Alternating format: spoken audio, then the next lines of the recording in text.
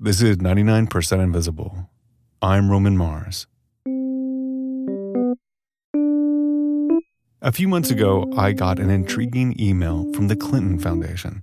It said that former President Bill Clinton had read the book I co-authored with Kurt Kohlstedt, The 99% Invisible City, and he really enjoyed it and wanted to interview me for his podcast. I was gobsmacked by all this, and I don't think it really sunk in what was happening until I was face-to-face with President Clinton on a Zoom, where we talked for 2 hours about cities, design, and my favorite park in North Little Rock, Arkansas that my grandma used to bring me to as a kid. It's called the Old Mill. That little tidbit didn't make it into the final episode, but we had a great conversation and it was really fun. And so this week, while I happened to be in New York for the Clinton Global Initiative, hosting conversations about cities and inclusive design, I thought I'd play this episode that Clinton and I recorded together for his show, Why Am I Telling You This? So here I am being interviewed by President Bill Clinton. One of the most important non-political books I've read in the last decade or more is The Social Conquest of Earth by the great biologist E.O. Wilson, who passed away last year at the age of 92. In it, Wilson argues that the most successful species that have ever inhabited our planet are ants, termites, bees, and people, because they, out of all those species that have ever existed, have been able to repeatedly avoid opportunities to destroy themselves or be destroyed by others. And the one thing they all have in common is that they all have very high levels of cooperation. But of all species, Wilson says humans are the greatest cooperators because their consciousness enables them to evolve and advance, and their conscience pulls them back from self-destructive behavior before it's too late. So why am I telling you this? Because in an age that seems so dominated by conflict, it's important that we step back and remind ourselves of our amazing capacity to work together. There's perhaps no greater example of that than the modern city. From the smallest details to the large-scale infrastructure, every piece of the city was thought about, designed, and built by someone to make one large living thing we could all inhabit together. When it all works well, it enables our society to work well too. My guest today spends his career chronicling these bits of human ingenuity that we so often take for granted. Things like the utility codes, the curb cuts, the traffic signals, and much more. Roman Mars is the host of the 99% Invisible podcast and co-author of the 99% Invisible City. His work challenges all of us to look up, look around, and think about the how and the why of design. Roman, thanks so much for being here. Oh, my pleasure, Mr. President. Thank you so much. And thanks for writing that book. It's really, really good. I had so much fun with it. I appreciate it. My colleague Kurt Kohlstedt and I put it together as we were doing the show, and it was probably one of the hardest things that we've ever done. But it was really gratifying in the end. I appreciate you reading it. Was there one specific thing that kind of got you started on this whole idea of 99% invisible and how you came to focus on it? Well, I was in radio for a long time. I just love the way explaining things on the radio. I love the way people talk on, public radio in particular. And I also was just a person who went on architecture tours. And so I have no specific training. I was trained to be a scientist, actually. And there was one building that was the Chicago Architecture Foundation has a boat tour in Chicago that talks about the architecture. It's amazing. I recommend it to everybody. I've been on it 5 or 6 times. I really do love it. And they told this story of the Montgomery Ward complex that's along the river. And Montgomery Ward is, kind of long gone as a company. But there's this one, the headquarters building was this kind of generic rectangular modernist building, but it had these 4 concrete posts on the corner. And I'd pass this building all the time. I'd never cared much for it. And then the curator on the boat, the docent, said that, the reason why that building is the way it is that the Montgomery Ward Company sort of prided itself on its egalitarian hierarchy. And they wanted to build their headquarters so that there were no VPs fighting over who got the corner office. And so they made a building with no possibility of a corner office at all. And I just love that story, and made me love this building that I thought was boring. It made no impression on me, but then it made me love it. And then I realized, well, if you can tell a story like that, that's independent of the aesthetics and the sort of like image of the building, then I could tell stories about architecture on the radio. And that's where I sort of got the idea that we could do this. All the thought that goes into things that most people don't think about is really tantalizing to the brain. They go, oh yeah, I guess I have always noticed that. And then it begins to build on something. And then they begin to read plaques, and then they notice the sidewalk markings of like what the utility lines are underneath the street. And it makes the world just a little bit more delightful once you begin to sort of key into those little markers. I want to talk a little bit about radio as a medium, and I'll come back to what you said. But I remember in 1982, after I had lost in the Reagan landslide in 1980 and become the youngest ex-governor in the history of America, and I was thinking about running again. And all the polls show that I had a chance to win, but we had never had a governor elected, defeated, and elected again. Mm-hmm. And I read a book by a New York media guy named Tony Schwartz. He had this theory that if done well, radio would be more compelling than television because it had more power over the imagination. Yeah. And I'll never forget, I talked to him, I bet, for 2 hours about it one night. And for the next several years, I invested a lot of time, money, and effort in radio communications and trying to imagine what would trigger an open mind. He also said, if somebody's been against you or on the other side of something, it's harder for them to look at you than it is to listen to you. So he said, if somebody just kind of comes along, they talk and they seem halfway decent, and you're not losing face by listening, even if you've been calling them names for years. I love that. Tony Schwartz is super fascinating as a human. I'm so envious that you got to meet him. I love the sound of people's voices. I'm sort of hook, line, and sinker for radio all the time. There's people who talk about having radio voices, and I love all voices. I love the tone of people's voices. I love what it conveys. There's just something about storytelling in this way that has always sort of made my brain light up. I don't know what it is. You've done all these episodes about things that we've all seen but not seen, things that are obscure or at least rare, like the only street light with green on the top instead of the bottom in Syracuse.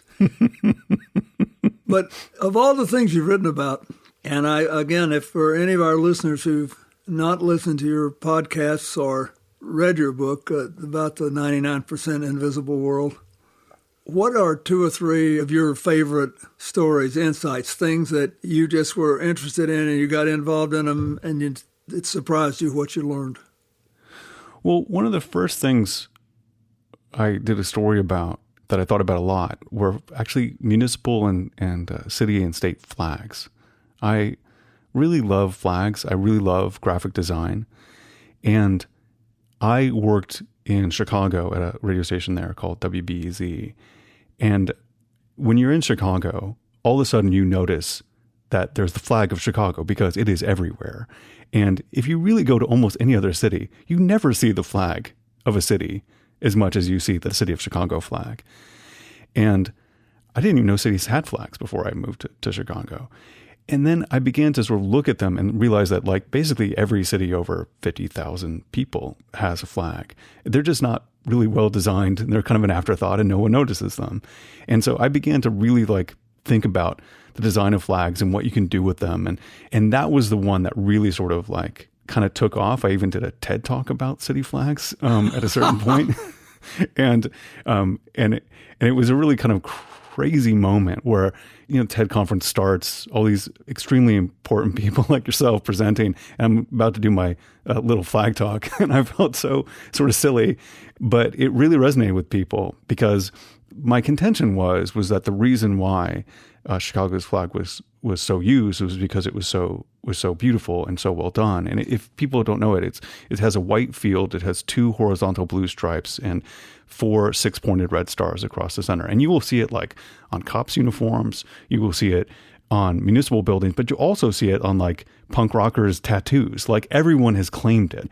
And it wasn't just that, people love Chicago who live there and therefore love the flag. I also think that people loved Chicago more because the flag was so cool. And the power of that type of graphic design to unify people, for like somebody who, represented the city to use it, for someone protesting the city to use it, these municipal symbols that weren't owned by anyone, that were owned by all of us, was really like inspiring to me. And so then I think other ones, I think that, one of the first stories I ever did was about the Transamerica Pyramid. I'm located in the Bay Area. I see it every day out my window. It is very striking.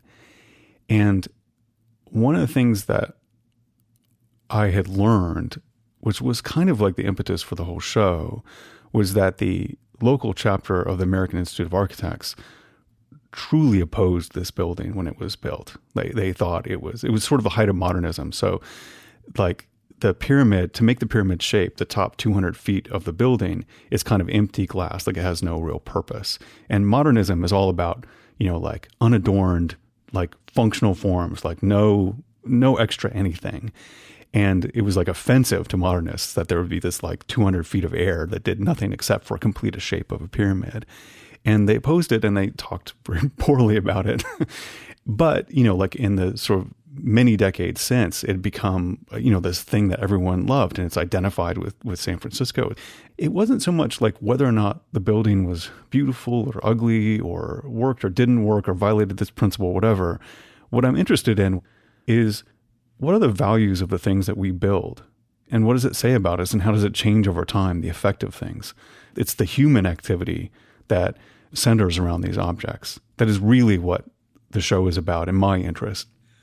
I've read some interesting fiction, actually, about San Francisco more than 100 years ago, and about the earthquake and what happened during the earthquake, what happened after the earthquake. Mm-hmm. Is there anything that stands out to you about how, after the earthquake, building standards or neighborhood organizations were changed in a way that made life at least somewhat more secure? Yeah, I mean, the founding of most cities can be pretty haphazard. They begin, people plot out land. There usually isn't a grand design, a grand plan. And then disasters like the Chicago fire and the 1906 earthquake give people a chance to like really start with a plan now that they've seen that the city is there and is robust and there's a need for it. Cities like Chicago and Paris, who went through like really strong, sort of heavy-handed design, have a certain style. And what I think is interesting about cities is when you have these moments of evolution and what we grab onto and what we build off of them really reflects the moment in time. And then you sort of go from there. And when I was, not to sort of equate these disasters necessarily, but like I was really struck. The book came out right when the beginning of COVID shutdown started. And all of a sudden, this sort of like ingenuity of like the built space, like sort of cropped up overnight so that people could still function. So there were like plexiglass like showed up in front of, bodega cash registers and like little markings on the floor to tell us where to stand. And sidewalks became, places for us to sit and congregate, when they used to just be the domain, or, even into the roads. That used to just be the domain of roads. Like no one took away a road from anybody, but like all of a sudden you could form a cafe and people accepted that. And the thing that I love about thinking about cities is that when you're in them, there's a habit of thinking this thing is the way it is. It was this way when I, was born into this world and noticed it. And it's very hard to change, but they've always been these evolving entities that reflected our values. And I like noticing that because I think that that's important to considering change in a place. Like if you don't think a thing is fixed and it is a way that it's supposed to be, then all of a sudden the possibilities of what you can do with a road opens up. Because like roads started for like millennia. They were like multi-purpose, multimodal. Like people walked across them. Vendors would sit on them. Cars would be on them. Horses would be on them. Trolley lines would be on them. And all of a sudden, for about 100 years, we just gave away roads to just cars. Cars meant roads. And then we went through this period of crisis with COVID where all of a sudden we were like, well, maybe a car isn't the most important thing in this spot right now. Maybe a cafe sitting area is the most important thing. And it kind of dislodges us to think about the possibilities that these built structures that seem so permanent and so fixed are really malleable reflections of our values. And they can always be reexamined and they can always have input, and change because of them. And those moments of crisis kind of shock us into thinking of how we can change something for the better when for most of our lives, most of our existence, these seemed like completely intractable, implacable, unchangeable forces because they're hard physical surfaces, but they really can change. And that's what I find inspiring about thinking about those moments in our history and what we can make and do. We'll be right back.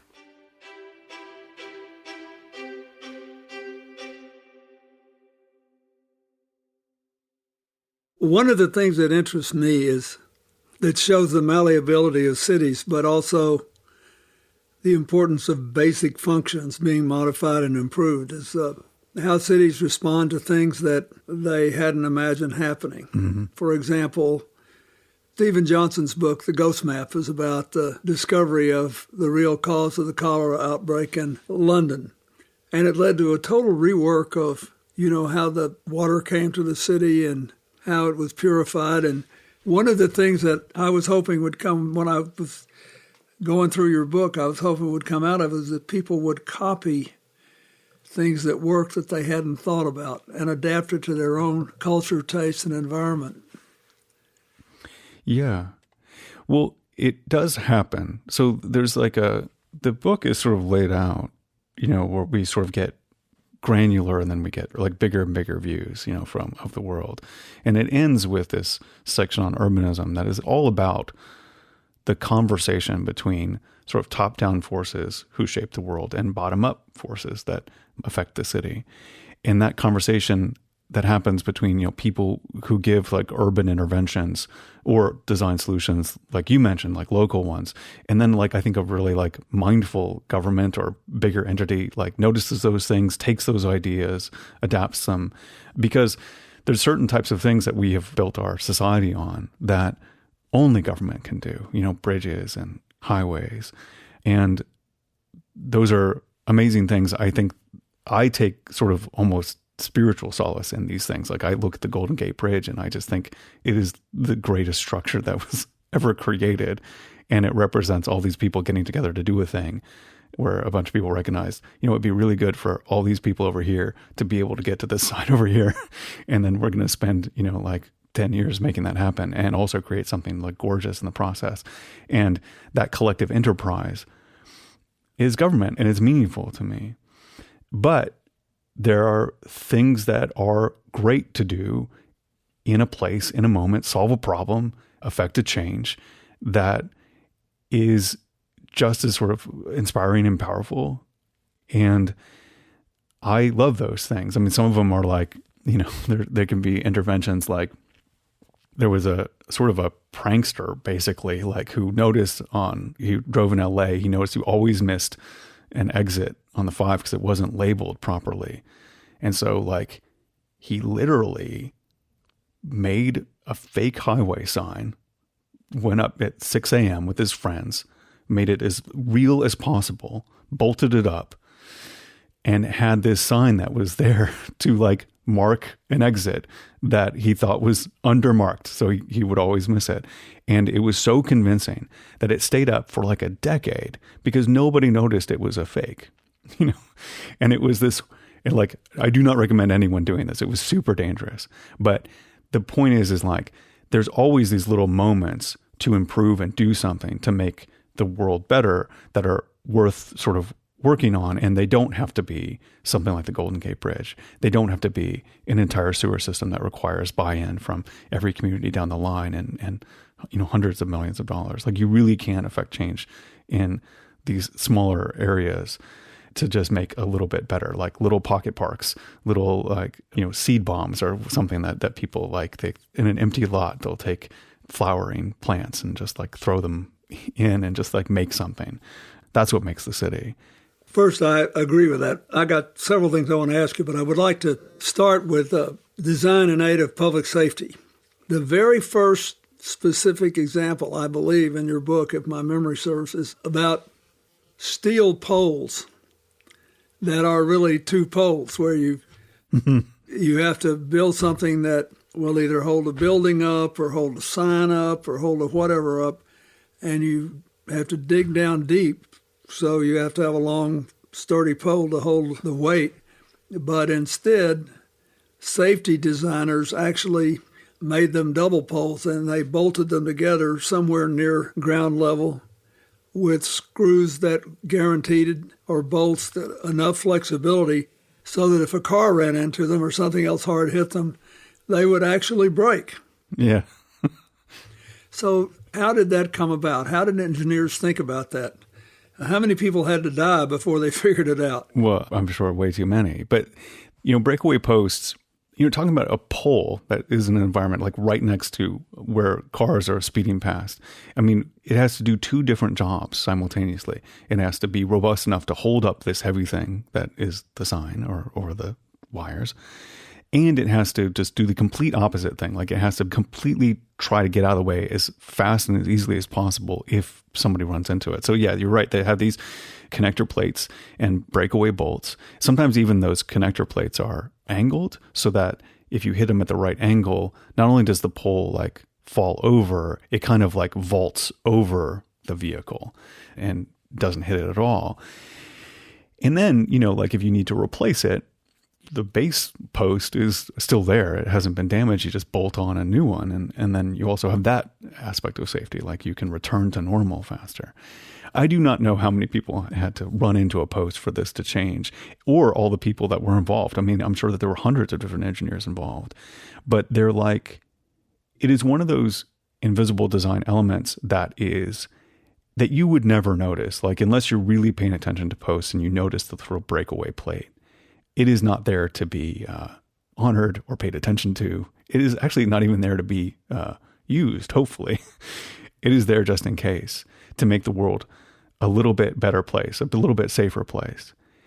And what I like to do in the show and in the book is have people notice those things so that they are aware of all the design decisions that are made around them to make their life a little bit better. Because it is really easy to not see these things and really think that you're on your own in the world. But you're not.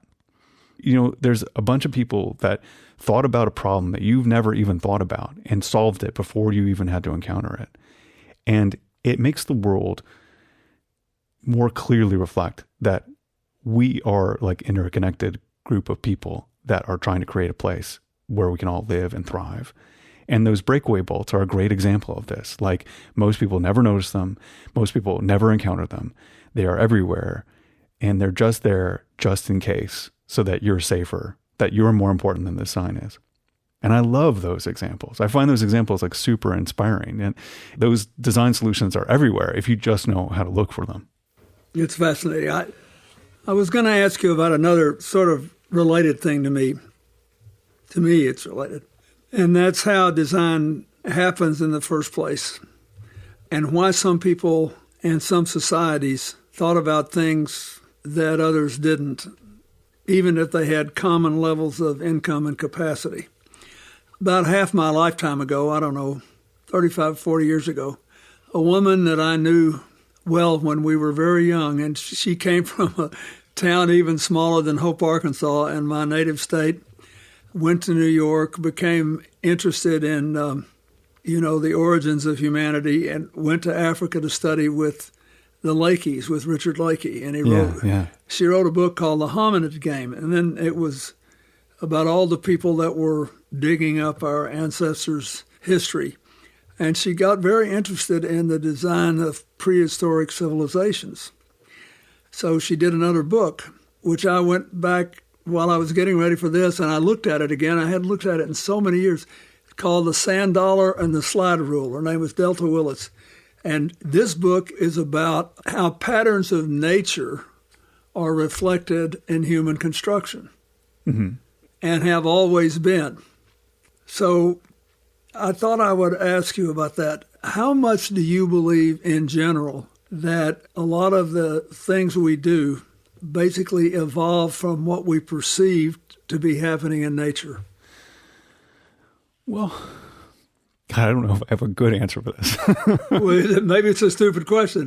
No, I don't think it's a stupid question at all. It's just it's like hard to answer because I'm sure, the sort of stew of things that gives us thought and solutions, it has to be what's around us, nothing sort of like spontaneously generates. And so what I find kind of inspiring about humanity is when we go beyond our empirical senses to study and evolve.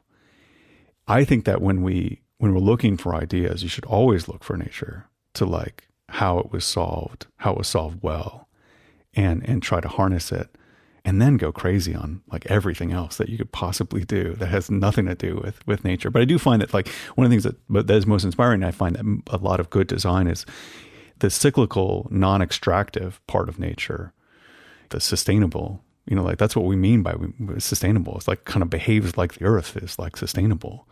And that I hope people always stick to when it comes to like designing things. They should mimic an ecosystem. And an ecosystem is a really perfectly balanced thing. And cities that work well function as ecosystems. I mean, they have to have these tall, like firm, big structures that sort of form the basis of things, so that we can gather in big places, and they have anchors. And then we have like slightly more ephemeral bits of architecture that serve our needs for periods of time when a mode of transportation is in fashion and then changes. Those have to be more flexible, have to be torn down. But those bones are really important. Like when I think about a city I love Pittsburgh as a city. Me too. I mean, one of the things that sustained it as a place was that, Carnegie like built all these palaces to things. And when the city was gutted because of the decline of the steel industry, those things were still there. Those civic institutions were still there so that art could come in and technology could come in. But those bones were there that were like the trees in a forest. And that sort of conceiving of the built environment as a complex ecosystem and mimicking nature in these ways, it really behooves us because it makes it more resilient for when there is change. But you have to think of the long game when you're creating these things. And so I think there's tons of inspiration to come from nature and openness and the sort of like the way that all these different pieces interact. And highly designed systems sometimes can be super efficient, but when when there's a flaw, there's a real problem. Like one of my examples is like, like an iPhone. This is a marvelous thing that I love. I love to use it. I love to mess with it. It is the way I play most music or listen to people's voices. But when that thing doesn't work, it's called bricking. It's bricked. Yep. There's no way into it. There's nothing to do with it. You have to take it to someone to fix it. Like I grew up there was a reel-to-reel in my household. If something broke on that reel-to-reel, you have a little bit of a chance to do something about it. It is like open designed. It is like allows you to do stuff to it. And I like those open systems, and nature is more mimics those open systems. The same thing is true of your car, Yeah, exactly. I grew up in the car business. Indirectly, my stepfather had a little Buick dealership in the town of where I was born, which had 6,000 people. And I remember there was a fire in a dealership of Henry J. Kaiser's, old Kaiser's, about 30 miles away. And he took, 6 or 7 of them and had them repaired them as best he could in his own garage with his mechanics. And the prize was we got to keep one of the Henry J's all cut down and hollowed out, but I drove it in high school. And it it had hydraulic brakes. So whenever there was the slightest gash in the air tube that maintained the pressure, I'd have to go downshift it into first degree and run up first gear and run up on the curb. But the point is, I felt one with that car because I felt like I could fix it. Yeah. Just like if I had to change the oil myself, I could do that. If I had to change the tires, I could do that. I could figure out how to make the engine work again. And I think for all the wonders of technology, I wish we wouldn't be taken so far from being able to do things with our own two hands and mind, because I think it, at least for me, it made me more aware of the design of the car, the internal design, the mechanics. And, I think about that. But the point is, I think that when I read your book, I kept thinking about, we Americans and maybe people all over the world, and maybe because of the social media or polarization or whatever, are losing the ability to think large and small. Yeah. We just want give us something we can digest in 6 seconds or 8 and say we think this, that, the other thing. And the beauty of your book to me was you had these apparently small things that made a big difference because they were part of a whole that would be visible if we were looking. That's right. So what have you concluded about that? Or, as a species, are we losing the predisposition to look, to be aware? Well, I think that not being aware of all things all the time is like a brain coping mechanism. We have like 11 million stimuli like coming at us at all times. So the things that don't change, we don't notice them. It's forgivable. Like our brains are meant to filter some of that stuff out. We're meant to pay attention to the change, And so there's no, problem with people not noticing things.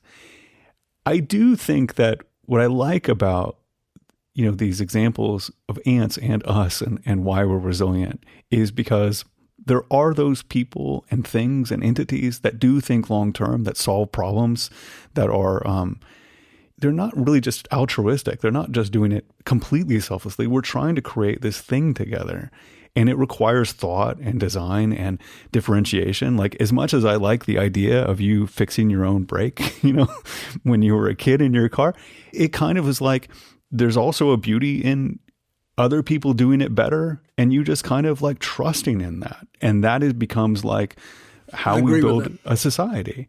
And so the world is made up of, it has to be an ecosystem of things we know and control. And there's like individual like agency and liberty and things like this.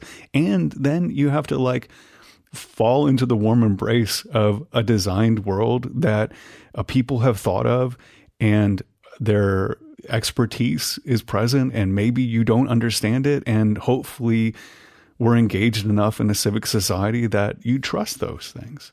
And I think that that's super inspiring. Like, I love the things that we create together collectively, and cities are inspiring like machines that are just, they're super efficient. They, like if we're talking about your own like carbon footprint, living in a city is better living on your own in these ways.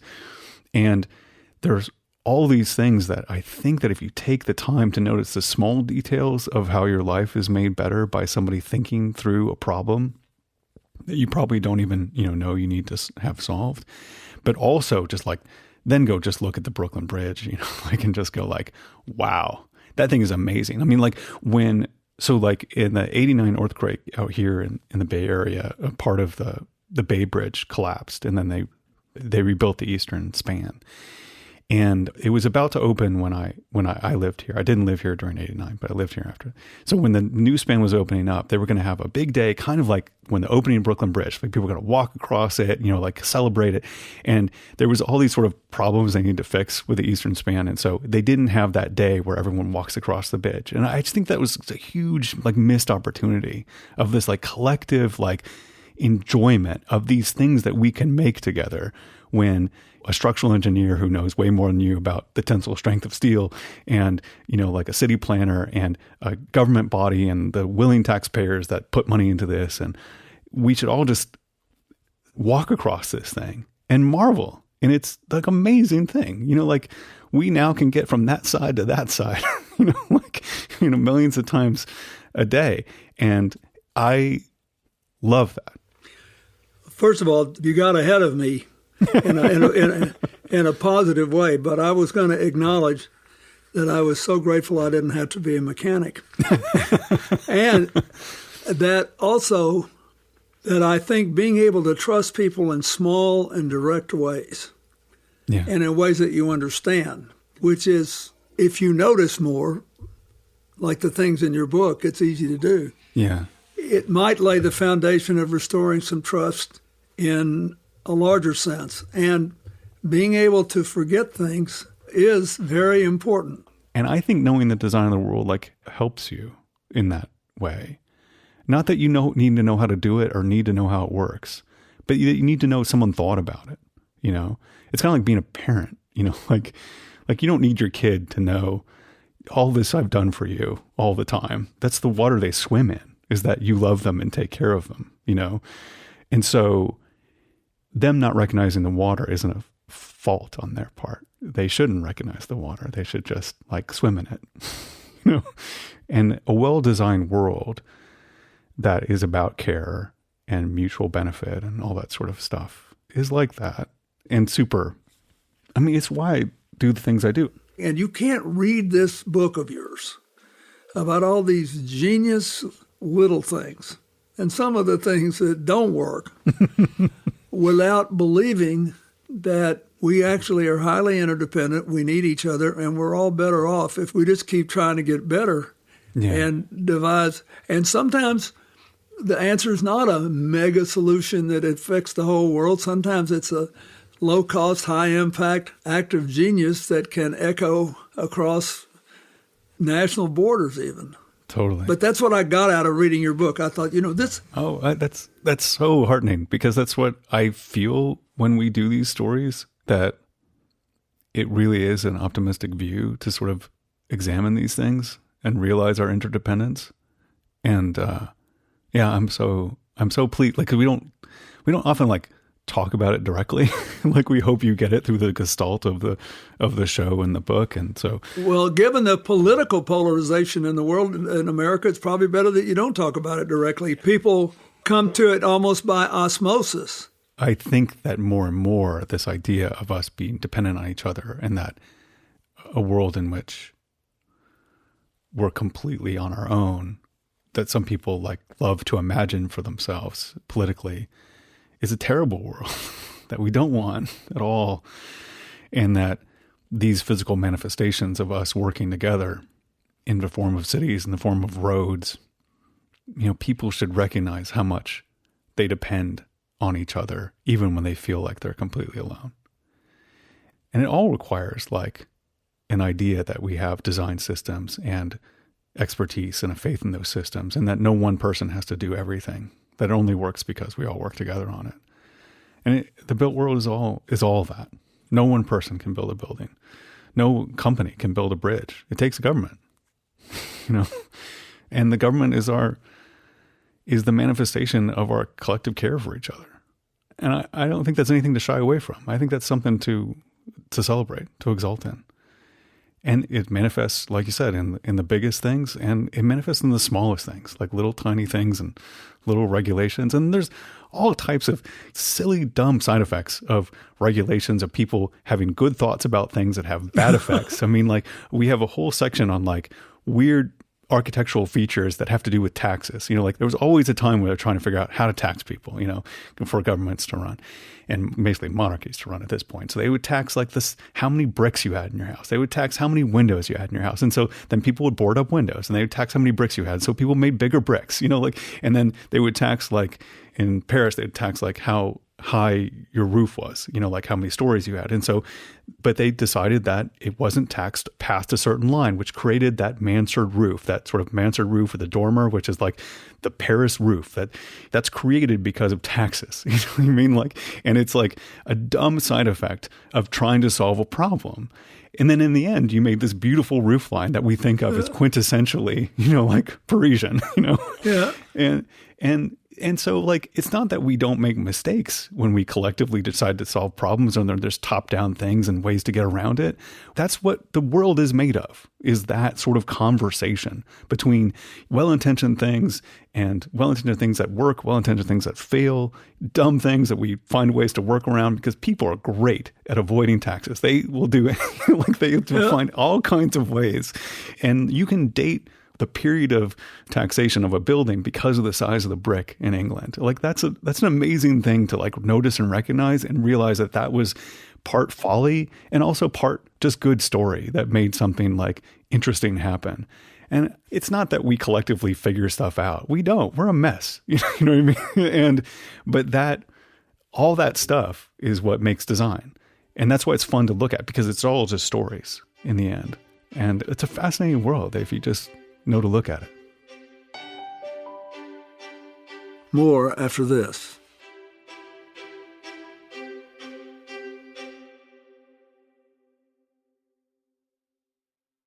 If you were the czar of the infrastructure bill that has just passed the Congress, that is, you've had this kind of money. Yeah.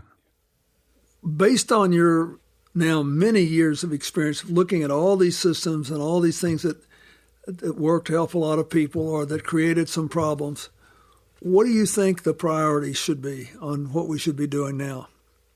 First of all, the natural lifespan of concrete is, like about 100 years. Mm-hmm.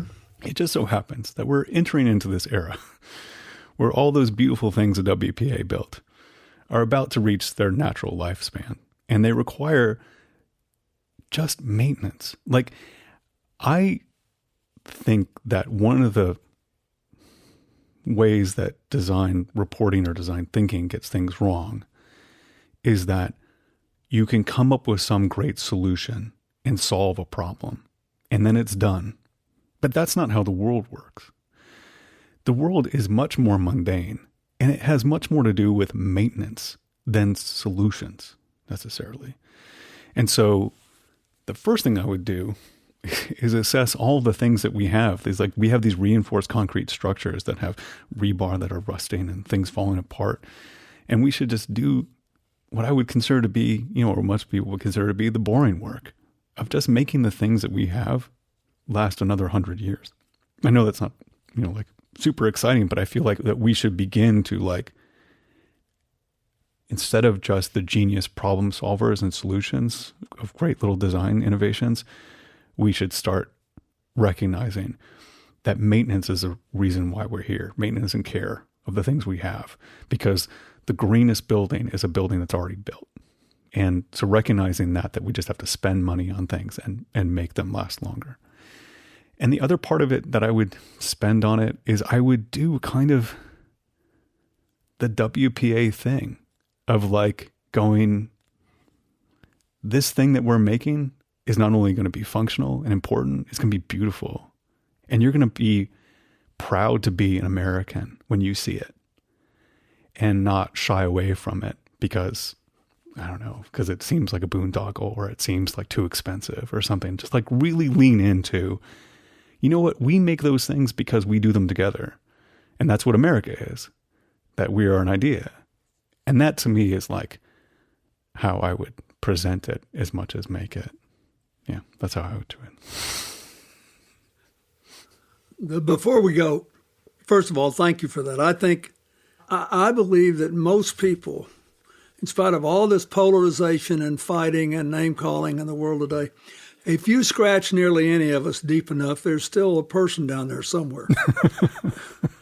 Yeah. And we have basic human instincts. And I think the one thing about, reading your book and seeing all these zillion things that you noticed, I think people do notice more than they know or even are aware of. But there's so much that they don't know, and they're so busy they have to worry about how they're going to, bring in. And you help them to understand that. And so I think that what you said is right. I think anything that increases our self-confidence and our self-awareness will increase our willingness to cooperate. Yeah. And increase our ability to begin with the end in mind. I find that this is social infrastructure, I guess, but It's like all these things that you talk about, the things that were done well and things that weren't. Most everybody that built whatever they were building, they tried to do a good job of what they did. Yeah, yeah. That's the conclusion I reached. And sometimes they were right and sometimes they were wrong. I mean, once in a while you have a thing like this Miami deal where the parking decks weren't maintained. Yeah, and yeah. all that. And I think your maintenance argument is very good. Maybe just because I've reached the age when it's all maintenance now, you know. I think maintenance is the greatest thing since sliced bread. But you have given all your listeners and your readers a great gift. Thank you, Mr. President. Because I honestly believe that knowing things builds confidence, and you have to have a certain amount of self-confidence before you can entertain trust and cooperation. Yeah. We need more social capital in America, and ironically, we might be able to best build it through physical capital. I agree that it's easy to rally around something that's a big physical object because you know it was made sincerely. And that's a great thing to recognize. Yeah. It's one of the great things, like infrastructure bills are like the ones that get passed, right? And it's because people recognize that building things together is, what makes us a human. Yep. And it's valuable not only to people who need other things, like to improve their income or their access to health care or whatever. It helps them move around for it. But it's valuable for people who need to succeed at what they're doing now. Yeah. Who are aspirational and who are working, and I feel good about it. Yeah. I hope I get to see you when I'm out in California. I would love that. Let me know. I'd love to have a visit. I have some zany friends out there that we'd love to have you at dinner. They could grill you instead of me, which would be fun. Well, it's a deal. You got a deal. I'll pay for the meal if you'll be grilled.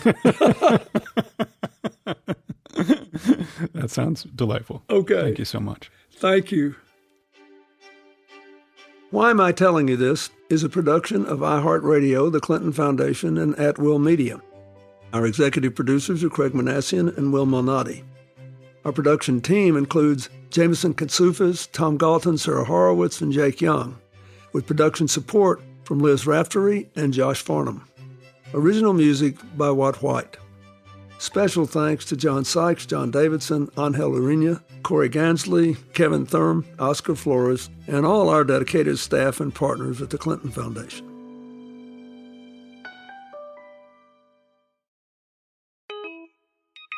Thank you to President Clinton for having me on and for taking such genuine interest in the 99% Invisible City by me and Kurt Kohlstedt. If you dug this conversation, I really recommend you listen and subscribe to Why Am I Telling You This?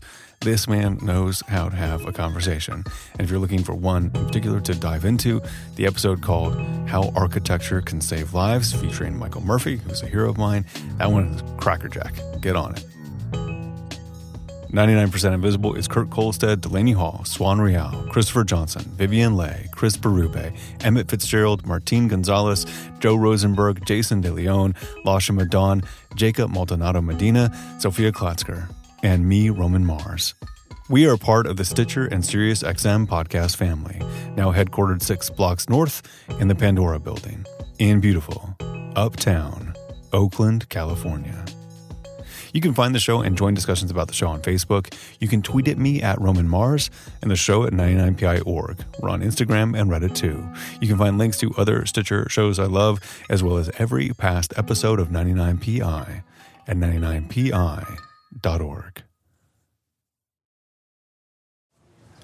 This is Roman Mars, reporting from a very quiet ballroom on the second floor of the Midtown Hilton.